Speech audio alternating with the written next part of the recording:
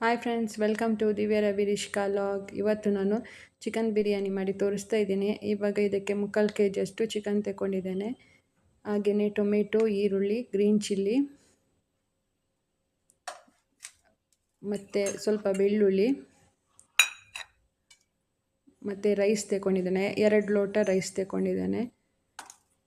ಹಾಗೆಯೇ ಪುದೀನ ಸೊಪ್ಪು ಮತ್ತು ಕೊತ್ತಂಬರಿ ಸೊಪ್ಪು ಇದನ್ನು ವಾಶ್ ಮಾಡಿ ಇಟ್ಕೊಂಡಿದ್ದೇನೆ. ಚಿಕನ್ನ ವಾಶ್ ಮಾಡಿ ಇಟ್ಕೊಂಡಿದ್ದೇನೆ. ಇವಾಗ ಒಂದು ಗ್ಯಾಸ್ ಮೇಲೆ ಬಾಣಲೆ ಇಟ್ಟು ಸ್ವಲ್ಪ ಆಯಿಲ್ ಹಾಕಬೇಕು. ಇದಕ್ಕೀಗ ಬಿರಿಯಾನಿಗೆ ಬೇಕಾಗಿದ್ದು ಪೆಪ್ಪರ್ ಹಾಕ್ತಾಯಿದ್ದೀನಿ, ಬ್ಲ್ಯಾಕ್ ಪೆಪ್ಪರ್. ಹಾಗೆಯೇ ಚಕ್ಕೆ, ಲವಂಗ ಮತ್ತು ಅದು ಬಿರಿಯಾನಿಗೆ ಹಾಕ್ತಾರಲ್ಲ ಫ್ಲವರ್ಸ್, ಅದು ಹಾಕ್ತಾಯಿದ್ದೀನಿ. ಸ್ವಲ್ಪ ಒಂದು 2-3 ಏಲಕ್ಕಿ ಹಾಕ್ತಾಯಿದ್ದೀನಿ.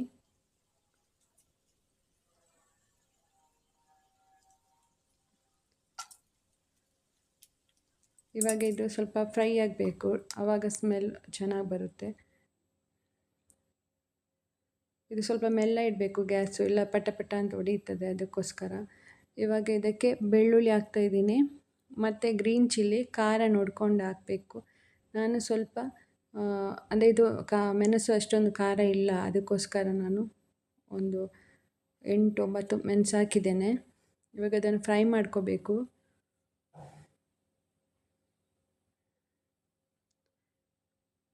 ಫ್ರೈ ಮಾಡುವಾಗ ನಮಗೆ ಅದು ಬೆಳ್ಳುಳ್ಳಿದು ಸ್ಮೆಲ್ಲು ಚೆನ್ನಾಗಿ ಬರುತ್ತೆ. ಇವಾಗ ಅದಾಯಿತು. ಇವಾಗ ಇದಕ್ಕೆ ಒಂದು ಕುಕ್ಕರ್ ಇಟ್ಟಿದ್ದೇನೆ. ಕುಕ್ಕರ್ಗೆ ಸ್ವಲ್ಪ ಆಯಿಲ್ ಹಾಕಿ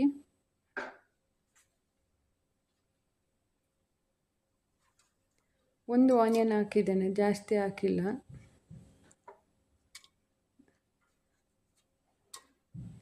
ಇದು ಸ್ವಲ್ಪ ಗೋಲ್ಡ್ ಕಲರ್ ಬರಬೇಕು, ಆವಾಗ ಚೆನ್ನಾಗಿರುತ್ತೆ ಆನಿಯನು.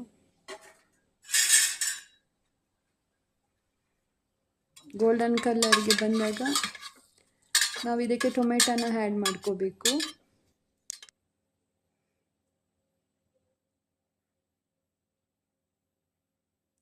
ನಾನು ಟೊಮೆಟೊ ಒಂದು 2 ಹಾಕಿದ್ದೇನೆ. ನಾನು ಇದಕ್ಕೆ ಮೊಸರು ಹಾಕಲ್ಲ, ಹಾಗಾಗಿ ಒಂದು 2 ಟೊಮೆಟೊ ಹಾಕಿದ್ದೇನೆ ಅಷ್ಟೇ. ಇವಾಗ ಇದು ನಾವು ಆಗ ಫ್ರೈ ಮಾಡಿ ಇಟ್ಕೊಂಡಿದ್ವಲ್ಲ, ಅದೀಗ ತಣ್ಣಗಾದ್ಮೇಲೆ ಸ್ವಲ್ಪ ಮಿಕ್ಸ್ ಜಾರಿಗೆ ಹಾಕಿ ಅದನ್ನು ಗ್ರೈಂಡ್ ಮಾಡ್ಕೋಬೇಕು.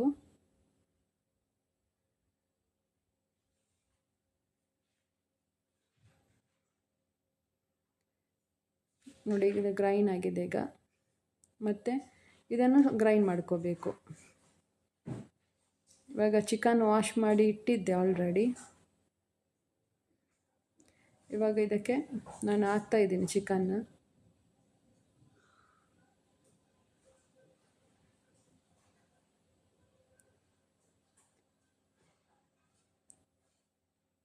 ಚಿಕನ್ ಹಾಕಿದ ನಂತರ ಇದನ್ನು ಸ್ವಲ್ಪ ಫ್ರೈ ಆಗಲಿಕ್ಕೆ ಇಡಬೇಕು. ಇವಾಗ ಇದಕ್ಕೆ ಸ್ವಲ್ಪ ಅರಸಿನ ಪುಡಿನ ಹಾಕಬೇಕು.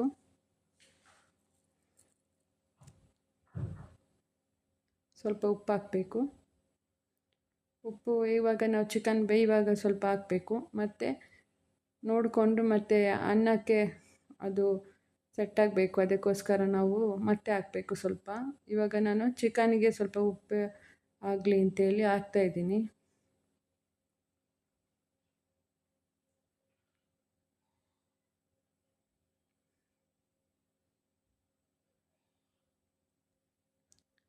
ಇವಾಗ ಇದು ಸ್ವಲ್ಪ ಹೀಗೆ ನಾವು ಎಲ್ಲ ಚೆನ್ನಾಗಿ ಮಿಶ್ರ ಮಾಡಬೇಕು.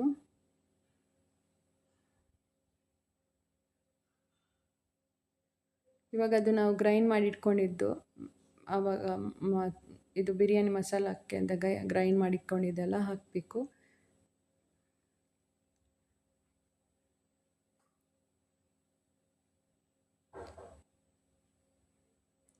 ಇವಾಗ ಮಸಾಲೆ ಹಾಕಿದ ನಂತರ ನಾನೀಗ ಪುದೀನ ಸೊಪ್ಪು, ಕೊತ್ತಂಬರಿ ಸೊಪ್ಪು ಗ್ರೈಂಡ್ ಮಾಡ್ಕೋಬೇಕು ಅಂತ ಹೇಳಿದ್ನಲ್ವ, ಅದು ಗ್ರೈಂಡ್ ಮಾಡ್ಕೋಬೇಕು.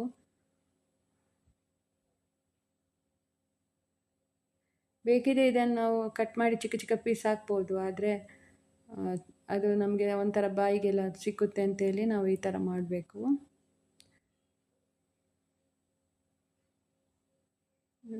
ಇವಾಗ ಇದು ಹಾಕಿ ನಾವು ಇದನ್ನೆಲ್ಲ ಚೆನ್ನಾಗಿ ಮಿಶ್ರ ಮಾಡಿ, ಇವಾಗ ಇದು ಸ್ವಲ್ಪ ನಮಗೆ ಇದು ಮಸಾಲ ಸ್ವಲ್ಪ ಚೆನ್ನಾಗಿ ಎಣ್ಣೆ ಎಲ್ಲ ಬಿಡಬೇಕು, ಆವಾಗ ಚೆನ್ನಾಗಿರುತ್ತೆ. ಇವಾಗ ಇದಕ್ಕೆ ಸ್ವಲ್ಪ ಕೊತ್ತಂಬರಿ ಪುಡಿನ ಹಾಕ್ತಾಯಿದ್ದೀನಿ, ಕೊರಿಯಾಂಡರ್ ಪೌಡರ್ ಒಂದು 2 ಟೀ ಸ್ಪೂನಷ್ಟು ಹಾಕಿದ್ದೇನೆ. ಇವಾಗ ಸ್ವಲ್ಪ ಬೆಳ್ಳುಳ್ಳಿ ಜಿಂಜರ್ ಪೇಸ್ಟ್ ಹಾಕ್ತೀನಿ.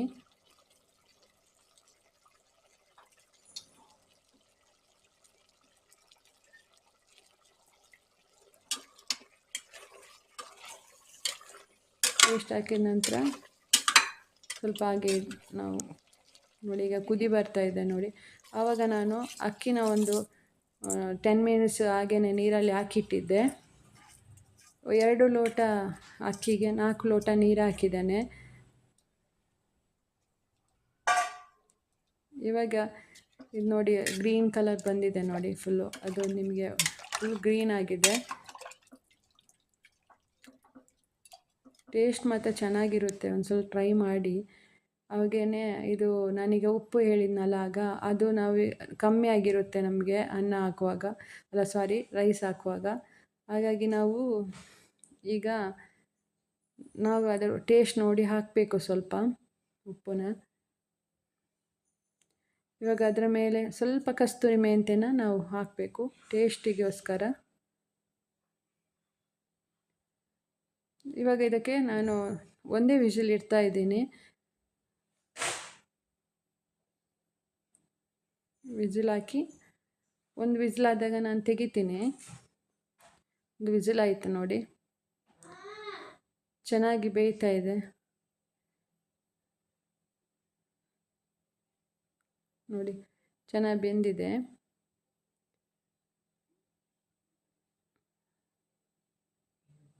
ನೋಡಿ ಗ್ರೀನ್ ಕಲರ್ ಕಾಣ್ತಾ ಇದೆ. ಇವಾಗ ಇದನ್ನು ಸರ್ವ್ ಮಾಡ್ತಾ ಇದ್ದೀನಿ.